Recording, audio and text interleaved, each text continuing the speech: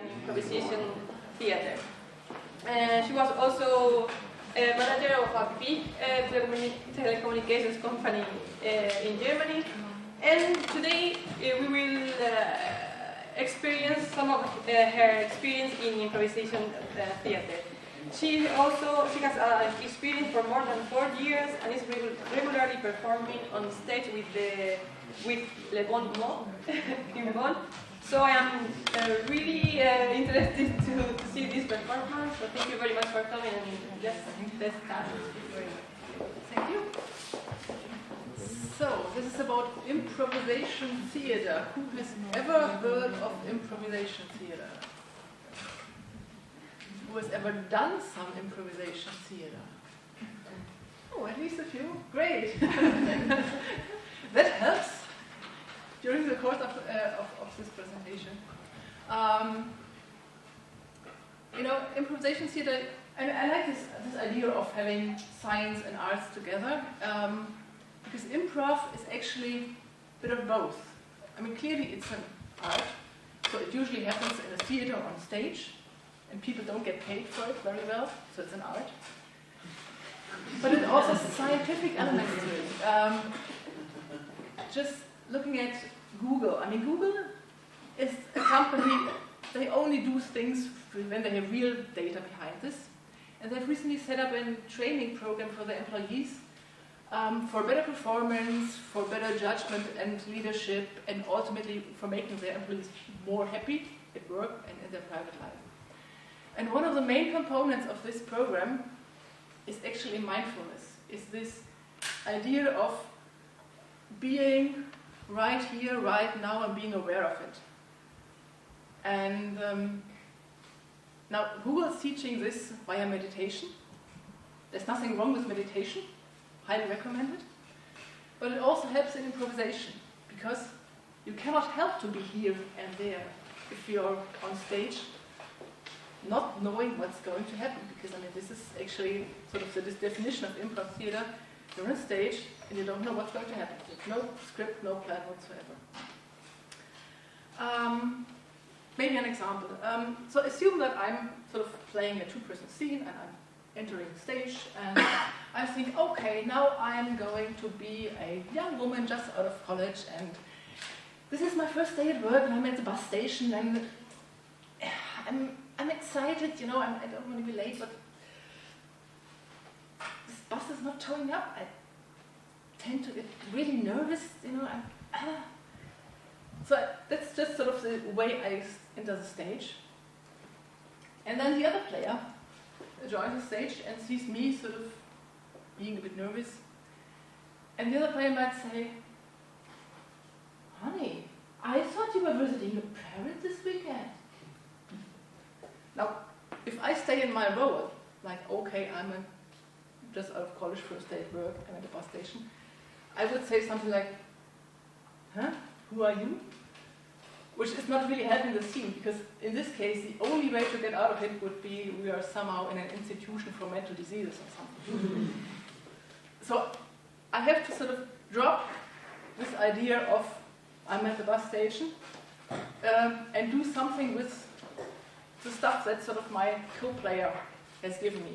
So obviously I just learned I have a relationship with this person. I probably haven't said the truth about what I'm going to do. So there's a little bit of tension in our relationship now, and now we can see how this scene develops further. I mean, you could also think about different ways of the other person entering the scene, like I'm again here, sort of nervous, and the other person entering the scene, that Mrs. Smith. So I just learned I'm Mrs. Smith. So I'm a bit nervous. And, yeah. And the other says, I'm Dr. Miller. I have good news for you. Your father's gonna make it. So that would be, of course, a different scene now. And I have to then be, of course, Mrs. Smith. And obviously my father maybe have just had an accident or something. And I have to somehow cope with this situation. So probably I'm relieved now. So that's the idea of letting go of this plan or concept. Because a plan or a concept is just this, a plan or a concept. It's not the real thing. The real thing is actually what is happening right here and right now. That's why one of the main concepts in improvisation is actually be here right now. And then see what's going to happen and work with it. I have a few other ideas or principles of improv, but I think you don't want to be all that passive, right? Tanya, can you just set up, please? Yeah. Because we're going to play a little game, and I just want to demonstrate how it's going to be. Just give me a minute and wave thumbs up. Yeah. And this is called sort of multiplayer thumb wrestling. And we just say, okay, we just try to get the other thumbs down somehow. Okay, now she's won. Easy, right? Okay, we might need more thumbs. Let's try. Because for two persons, it's just too easy. So we just do it in a threesome. Three of us. And now we again start wrestling with our thumbs and trying to get them. Yeah. Okay, you won. So, but that's still too easy because there are other hands left. So this is what we're going to do now, and I would like you to make these notes. Make sure that everyone is somehow connected in this room, and that every thumb or every hand is somehow involved. Could you do this? It helps to stand up. Just a hint.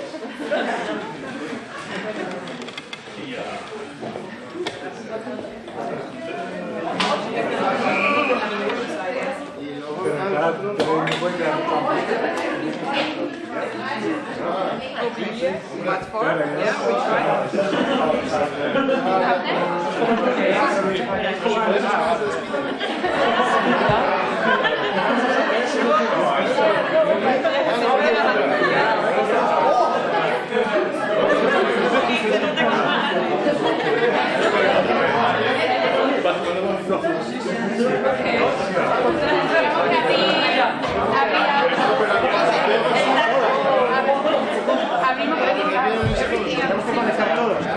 Aquí hace falta un puente. También, Everybody. Hay que conectarse.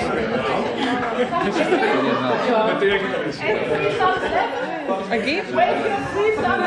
Aquí solo somos dos. que estamos un poco. Pero no es que no Yeah, someone. Okay. Everyone connected?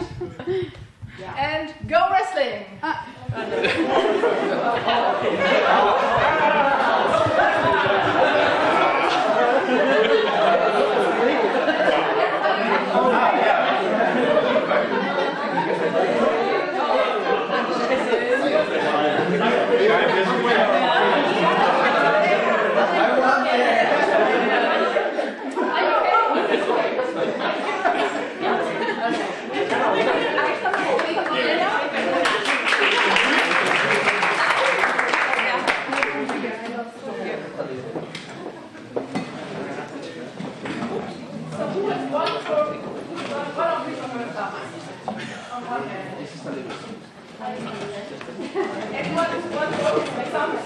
Hey, legendary grandmaster of some wrestling. Yeah.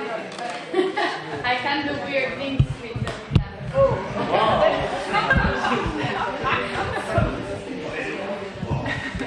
Show what you can do with your thumbs. okay, this is an unfair advantage, you have to admit. I mean, this really is unfair. Yeah. Wow. Okay. So what we've done right now, and what you've experienced is we have connected to each other. And this is very important, to be aware of the others, feel the others, and see what the others are doing, actually. Even more, it was a physical connection. I mean, really touching someone is rather deep, so we are more or less all now biophysically primed to love each other, which is great. So I mean, I would recommend this kind of game before negotiations on climate change or something, but somehow they don't do this. Otherwise, you would have seen some advantages or some progress. Another thing that we just did, or that you all did, you collaborated. You jointly, as a team, solved a problem in a creative way.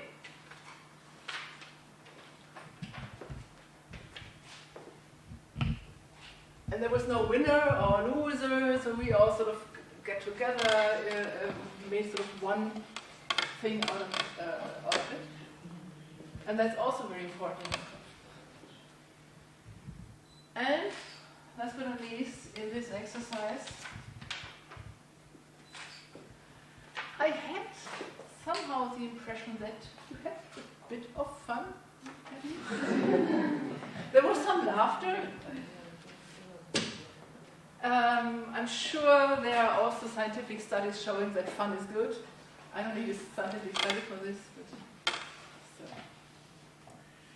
Okay, another thing that improv really needs is being open to and accepting what is happening. It's basically saying yes. And it's very different from saying no, from blocking. You can do a bit of an experiment. So just try to say no as a group to me. If I say something, okay. So, would you like to hear a story about a princess? No. No. Okay. Huh? No.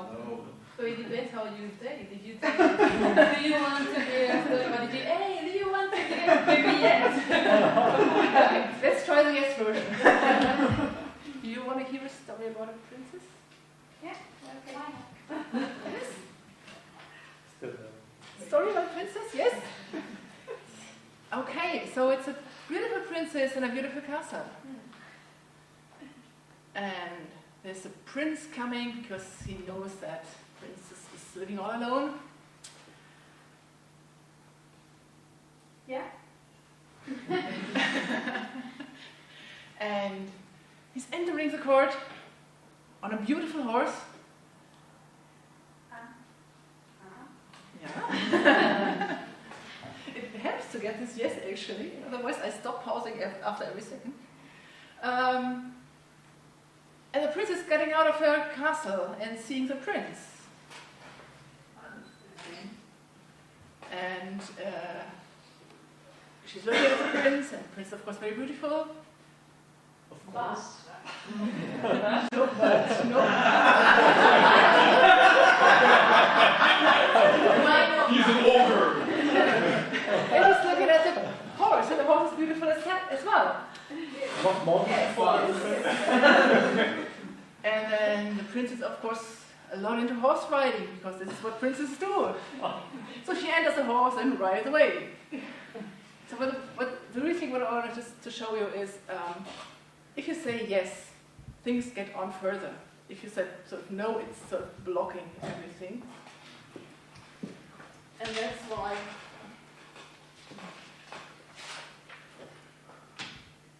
yes is a very important principle in improv. And you just noticed, because there was a few of yes, but, when I told you the story. Yes, but is not a yes. Yes, but is a little bit more polite way of saying no. So if you start with a yes, that's okay, but if you continue with a but, you can just sort of ignore everything. Rather than that, it's always yes and. So you accept and on what is there, and then you start building on it. And that's very important, because then you sort of jointly build something together. I think it's time to get someone on stage, right? Because I mean, this is an improv theater, and you want to see some improv performance. Not always my face, you know. You've looked at my face, follow now. So I would like to have a few volunteers. And don't worry, it will not hurt, it will be easy. It's nothing really. So, one? Yeah? Join us? Yeah? Fine? Or, yeah, fine. Okay. One would be great.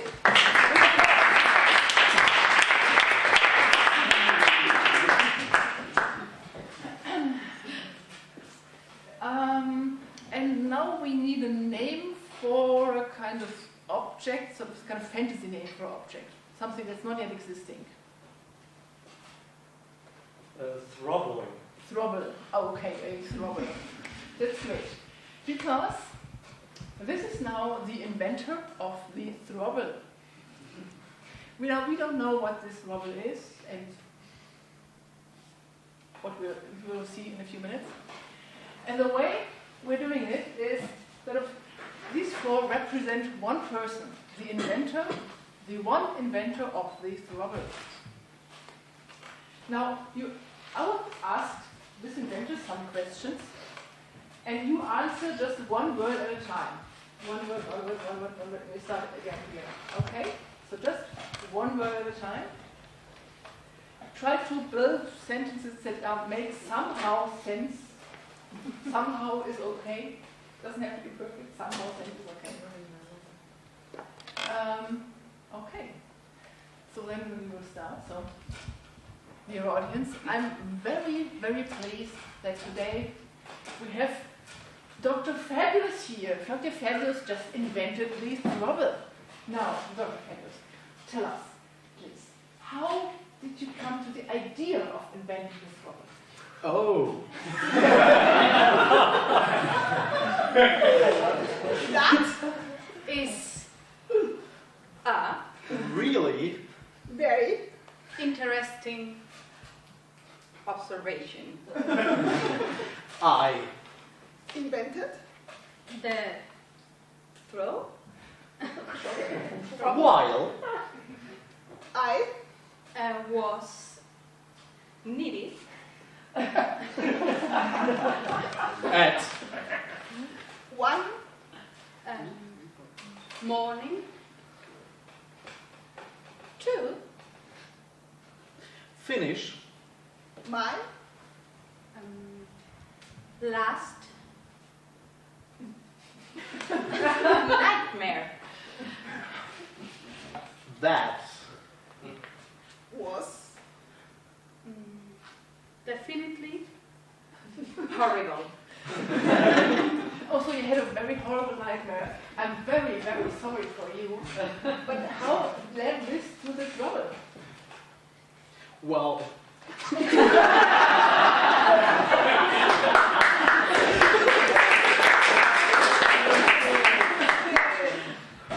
Trouble really helped me through the nightmare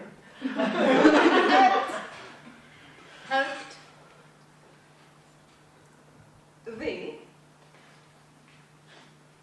pardon the the brain to open definitively new areas and continue forgetting the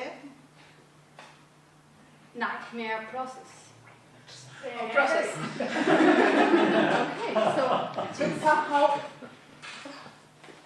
related to the brain, so it makes the brain forget the nightmare, which is a great idea. I mean, so, but how is it actually working? I invented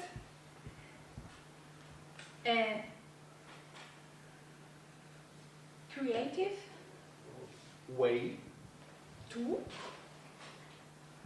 Develop.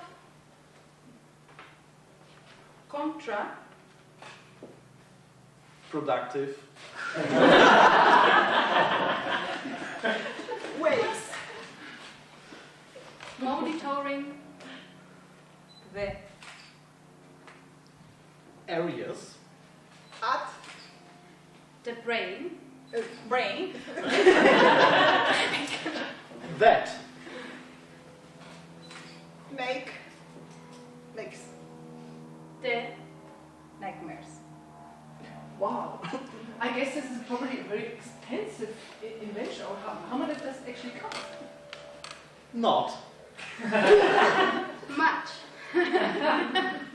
But how much? Actually, I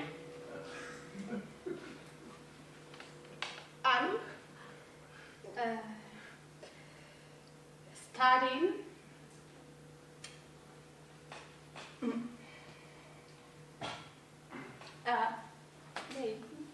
way to Get free. thralls for Everybody. Wow, this is of course very, very great that you have invented such a great thing and it's then free. One last question from the audience to the inventor. Why are you speaking so slowly?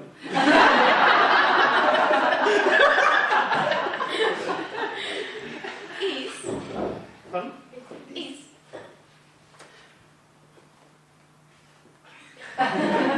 is the Secondary effect.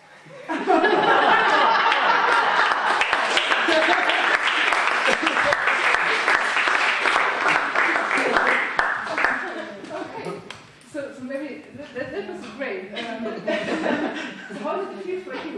Maybe just one or two words, something, anyone wanted to say something? I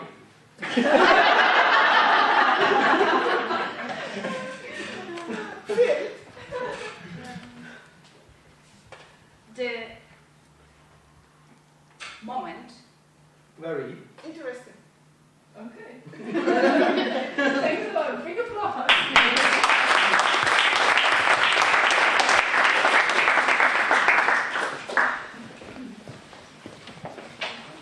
Because that's a classical example of where you also have to let go of your plans and concepts. Because usually, if you try to think about something that you want to say, then the person right before you says something that doesn't fit to your plans anyhow, so you just sort of ignore them and don't make them sense. And the other thing that also came up with this question, why you were speaking so slow and why was it fun sometimes to listen? That was always where something unpredictable happened, where someone was sort of searching for a word, or where things took a strange way or went into a different direction than we expected. So it's basically, what was a good thing about it is that we're all humans, and then of course we all make mistakes, and mistakes are great, because mistakes are fun, mistakes are something to learn from. Because, I mean, if this would have been a perfect presentation, like someone talking right through the whole thing like I'm doing right now, that would not have been fun. That would have been just boring. And so what's among scientists, so making mistakes is always sort of connotated a bit negatively, but there's a very nice way of saying we make mistakes, a scientific way. This is experiments. So experiments is a scientific way of making mistakes. Short before coffee. There's just one little thing that I would like to mention, and this is, you're never alone on stage. Even if though you're doing sometimes performance hardly alone, usually there are some other players as well, and there's the audience, and you all do it together. And you also do it together with the audience. It's different whether you have this kind of audience or another kind of audience. It gives you different kind of inspiration, different ideas. The result is different. So for me, this doing something together with other people on stage, with the audience, and generating something that's sort of bigger and greater than anything I could have done personally on my own. And it's all sort of just in this very moment. It cannot be replicated. It's just happening right now and right here. This is something that's sort of the essence of improv theater, and where I sort of get, okay, this is these magic moments. You don't have it all the time, but quite often actually. And this is where it's really, really great. And because you're doing it together with all on stage and the audience, there's one last thing that I would really like to stress is, and this is also happening right now and right here, because I'm doing this together with you. You had a bit of fun, I think. I was happy to make you laugh, to do some experiments with you. Thank you.